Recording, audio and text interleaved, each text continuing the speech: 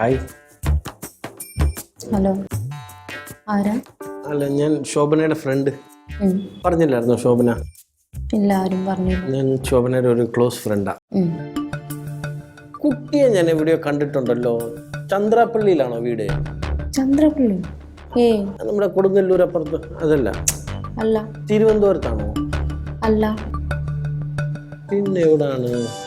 കാസർഗോഡാണോ?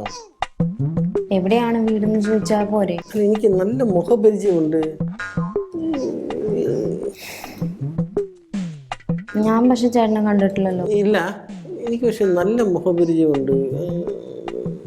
വേറെ ആരെങ്കിലും ആയിരിക്കും കണ്ട. ആണല്ലേ? പേരെങ്ങനെയായിരുന്നു കുഞ്ഞുമോളുടെ? എൻ്റെ ഒരു സിവിലി. സിവി? സിവിലി. സിവിലി. ആ.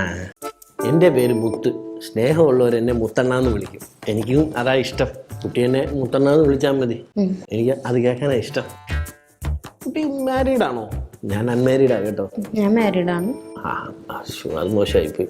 ആണല്ലേ?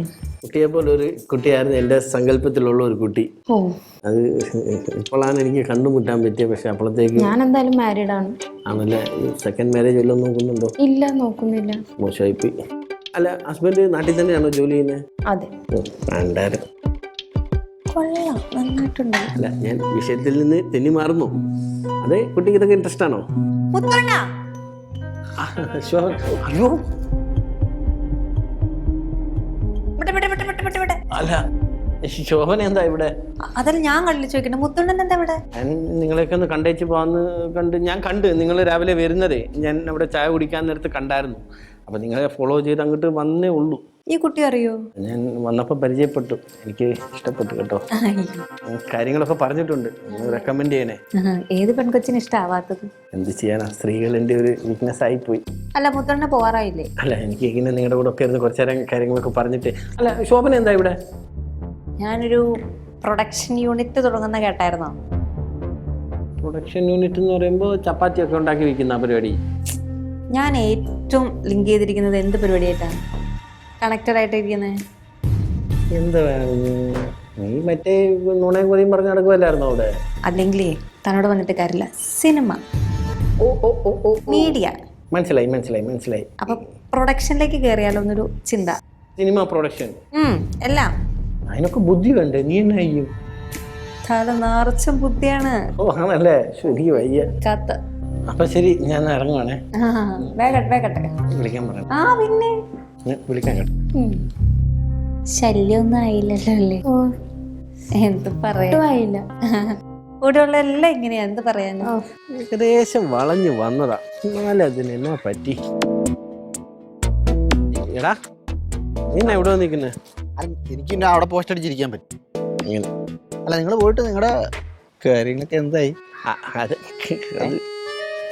എന്ത് വളഞ്ഞി? ഞാൻ അങ്ങോട്ട് കാര്യങ്ങളൊക്കെ നേരിട്ട് അങ്ങോട്ട് പറഞ്ഞു കൊടുത്ത്. അവൾക്ക് എന്നെ പോലെ ഒരാളെ ആയിരുന്നു വേണ്ടേ. നിങ്ങൾ കല്യാണം കഴിച്ചെന്ന് പറഞ്ഞ? അതൊക്കെ എന്തിനാ അവളോട് പറയുന്നത്? ശരി. ഞാൻ അവളെ കല്യാണം കഴിക്കാനല്ലേ ട്യൂൺ ചെയ്യുന്നേ. നിങ്ങളപ്പോ പേരും കാര്യങ്ങളും ഫോൺ നമ്പറും എല്ലാം കൈമാറിയ? പേര് ഏതാണ്ട് ഒരു പേര് പറഞ്ഞത്, അതങ്ങോട്ട് ഒരു സായിപ്പുമാരുടെ പേര് പോലെ അങ്ങോട്ട് കിട്ടിയില്ല. പേര് പോലും പറഞ്ഞിട്ടില്ല. അല്ല, ഞാനത് ഗേൾ ഫ്രണ്ട് എന്നും പറഞ്ഞ് സേവ് ചെയ്ത് വെച്ചിട്ടുണ്ട്. സത്യം, നീയാണോ സത്യം? അപ്പൊ അടുത്താഴ്ച ഡേറ്റിംഗാ. അല്ല, അതൊക്കെ ഉണ്ടെങ്കിൽ നല്ലത്. നമുക്ക് അതിൻ്റെ അസൂയൊന്നുമില്ല. എടാ, നീ എന്തിനാ കൊച്ചിൻ്റെ അടുത്ത് എന്നെ പറഞ്ഞു വിട്ടെ? എനിക്ക് വളയോന്നൊക്കെ പറഞ്ഞു. സത്യം പറ, നിനക്കിത് മുടക്കാനുള്ള ഉദ്ദേശമില്ലേ? ഏത് നിങ്ങളുടെ കാര്യം? ഈ കച്ചവടം അങ്ങനെ മുടക്കാൻ ഞാൻ അങ്ങനെ പറഞ്ഞു?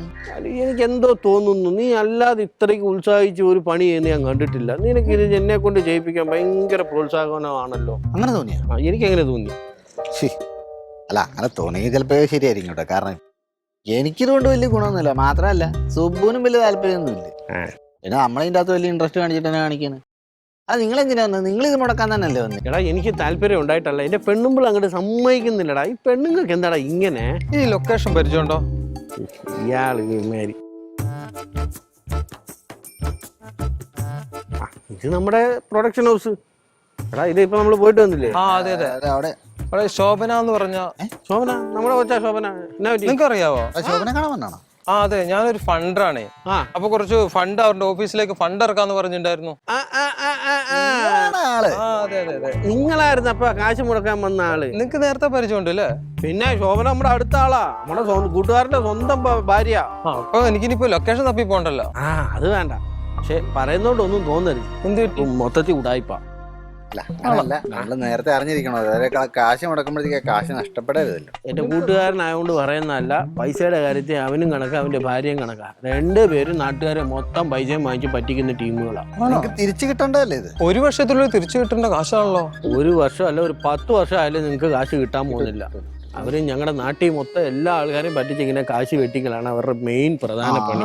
ആ നമുക്കറിയത്തില്ലേ ഇതൊക്കെ? എനിക്ക് കുറച്ച് നാളത്തെ പരിചയമുള്ളൂ. എന്റെ സ്വന്തം കൂട്ടുകാരനെ കുറിച്ച് എനിക്ക് കുറ്റം പറയേണ്ട കാര്യമുണ്ടോ? നിങ്ങൾ പറ. അതില്ല. എന്നെ കണ്ടിട്ട് ഒരു മാന്യനാണേ. തീർച്ചയായിട്ടും നിങ്ങളെ കണ്ട പക്ക മാന്യം. ഞാൻ അങ്ങനത്തെ കാര്യങ്ങൾ പറയുമെന്ന് നിങ്ങൾക്ക് തോന്നുന്നുണ്ടോ? ഇല്ല ഇല്ല ഇല്ല. താങ്കളെ കണ്ടിട്ട് ഒരു കുഴപ്പമില്ലാത്തൊരു മനുഷ്യനായിട്ട് തോന്നുന്നു. എനിക്ക് പല അനുഭവങ്ങൾ ഉണ്ടായിട്ടുണ്ട്. ഞങ്ങളുടെ നാട്ടിലാണ് മൊത്തത്തിൽ അലമ്പാവ്. ഇന്ത്യയിലാണെങ്കിൽ പിന്നെ കാശില്ല, അത് കാരണം എനിക്ക് അങ്ങനെ ഒരു ദുരനുഭവം ഇല്ല. അതെ, അതുകൊണ്ട് പൈസയൊക്കെ മുടക്കുന്നത് സൂക്ഷിച്ച് വേണം. തീർച്ചയായിട്ടും അതെ. അപ്പോൾ എനിക്ക് പിന്നെ നിങ്ങൾ കിഡ്നിയൊക്കെ വിറ്റ് കട അടക്കേണ്ട അവസ്ഥയിലേക്ക് എത്തിപ്പോയേക്കും. എന്തായാലും വന്നു പോയില്ല, ഞാൻ ചെന്ന് നോക്കിയിട്ട് വരാം. സൂക്ഷിച്ചും കണ്ടൊക്കെ വേണം കേട്ടോ, പൈസയുടെ കേസായിട്ട് ആയതുകൊണ്ടാ. പിന്നെ തീർച്ചയായിട്ടും ഇതൊക്കെ സ്നേഹമുള്ളതുകൊണ്ട് പറയുന്ന കേട്ടോ. എന്തായാലും നമുക്കൊന്ന് കാണേണ്ടി വരും. താങ്കളെ കാണുമ്പോൾ തന്നെ അറിയാം താങ്കളൊരു ജെന്റിൽമാൻ ആണ്, കാര്യങ്ങളൊക്കെ പറഞ്ഞാൽ മനസ്സിലാവും എന്നുള്ളത്. അതെ അതെ തീർച്ചയായും. ഞങ്ങള് പറഞ്ഞെന്നൊന്നും പറയണ്ട. ആ തീർച്ചയായും അത് ഞാൻ സംസാരിക്കൂല. ഓക്കെ, അപ്പൊ കണ്ടതിൽ വളരെ സന്തോഷം. ശരി ശരി. എന്നാലേ ഒരാള് രക്ഷപ്പെടുന്ന അങ്ങോട്ട് മുടക്കുമ്പോ ഒരു സുഖം, പ്രത്യേക സുഖമാണ് അല്ലേ? തള്ളി മറിച്ചേക്കോ, പെണ്ണുമ്പിളുടെ വാക്കും കേട്ടങ്ങ് ഇറങ്ങിയേക്കോ അല്ലേ? എന്നാലും എനിക്കിതൊക്കെ ഇഷ്ടമാണ്, ഇങ്ങനെ കുറ്റവും കുറവൊക്കെ പറഞ്ഞു നടക്കുന്നത്. എന്റെ കാര്യത്തിൽ ഇതൊക്കെ തന്നെയാണ് നിങ്ങൾ എന്റെ കാര്യത്തിൽ ഞാൻ എക്സ്ട്രാ ഡീസന്റാ. സാറിന്റെയും കൂടി ഒപ്പ് കിട്ടിക്കഴിഞ്ഞാൽ അതിന്റെ front. Hi Shobhana. Hi sir. ഇത് നമ്മുടെ എഗ്രിമെന്റിന്റെ ഞാൻ സൈൻ ചെയ്തു സാർ. സൈൻ ചെയ്തു അല്ലേ? അപ്പൊ ഫണ്ടൊക്കെ റെഡി അല്ലേ? എങ്ങനെയുണ്ട്? ഓഫീസൊക്കെ ഇഷ്ടപ്പെട്ടോ? ആ എല്ലാം ഇഷ്ടപ്പെട്ടു. ഇഷ്ടപ്പെട്ടു അല്ലേ? ഫണ്ടെല്ലാം സെറ്റ് അല്ലേ? അപ്പൊ നമുക്ക് ഇതിൽ ഇനി ഒരു ഉപ്പും കൂടി ഇട്ട് കഴിഞ്ഞാൽ പേയ്മെന്റും കൊടുത്തു കഴിഞ്ഞാൽ പിന്നെ പേയ്മെന്റ് ഒക്കെ ചെയ്യാം. ബട്ട് ഒരു പ്രശ്നമുണ്ടല്ലോ. അതെന്താ ഇപ്പൊ അങ്ങനെ പറയണേ? ശോഭനെ പറ്റി ഹസ്ബൻഡിനെ പറ്റി ഞാൻ കുറച്ച് കാര്യങ്ങളൊക്കെ അറിഞ്ഞു. സത്യാവസ്ഥ എനിക്കറിയില്ല, ബട്ട് എൻ്റെ കമ്പനിക്ക് ഈ പ്രൊജക്റ്റിനെ മുന്നോട്ട് പോകാൻ ചെറിയൊരു ബുദ്ധിമുട്ടുണ്ട്. എന്തറിഞ്ഞോന്ന്? ഞാൻ അറിഞ്ഞു, കാര്യങ്ങൾ അറിഞ്ഞു, ബട്ട് ഞാനത് കാര്യങ്ങൾ എന്താണെന്ന് ഞാൻ പറയുന്നില്ല. ഞങ്ങളെ കുറിച്ച് ആരും അങ്ങനെ മോശമായിട്ട് പറയില്ല. ഞങ്ങളുടെ നാട്ടിലൊന്ന് പോയി അന്വേഷിച്ചു നോക്കിയേ, എന്ത് ഇഷ്ടം അറിയാം ആൾക്കാർക്കൊക്കെ തന്നെ. നിങ്ങൾക്ക് ഇഷ്ടമായിരിക്കാം, പക്ഷെ ഞങ്ങളെ കമ്പനിക്ക് ബുദ്ധിമുട്ടുണ്ട്. കാരണം എനിക്ക് ഒരു വർഷത്തുള്ള ഫണ്ട് എനിക്ക് റീഫണ്ട് എനിക്ക് കിട്ടേണ്ടതാണ്. അത് തരും. കാരണം ഞാൻ പറഞ്ഞില്ലേ, ഞാൻ ആൾക്കാരെയൊക്കെ സെറ്റാക്കി വെച്ചിട്ടുണ്ട്. ഞാൻ ഒരു 5 എംപ്ലോയീസിന് ഇപ്പൊ തന്നെ ഓൾറെഡി പറഞ്ഞ് സെറ്റാക്കി വെച്ചിരിക്കുക. ആയിക്കോട്ടെ, നിങ്ങൾ ഫണ്ടേഴ്സിനെ വേറെ നോക്കിക്കോളൂ. ഞങ്ങളെ കമ്പനിക്ക് ബുദ്ധിമുട്ടുണ്ടെന്ന് ഞാൻ പറഞ്ഞോളൂ.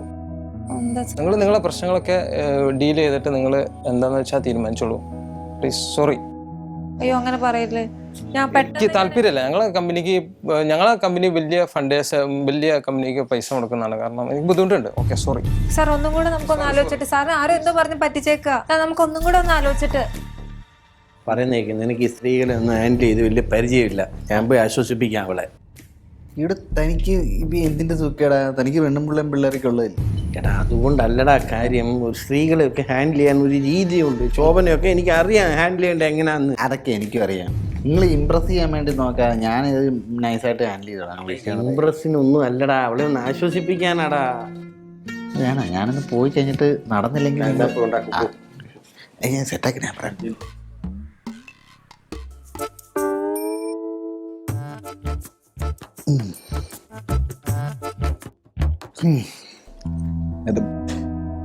അത് പോട്ടെ, അത് നമുക്ക് വിരിച്ചിട്ടില്ലെന്ന് കരുതിയാൽ മതി. ഞാൻ അത്ര കഷ്ടപ്പെട്ടുണ്ടാക്കിയ പൈസയാണെന്നറിയോ? അതെ, എനിക്ക് മനസ്സിലാവും. ആണല്ലേ? ഒന്നെനിക്കോ സങ്കടം കൊണ്ടാ. സുബോനോട് പറഞ്ഞായിരുന്നു. സുബു ഇറങ്ങി പോടാ.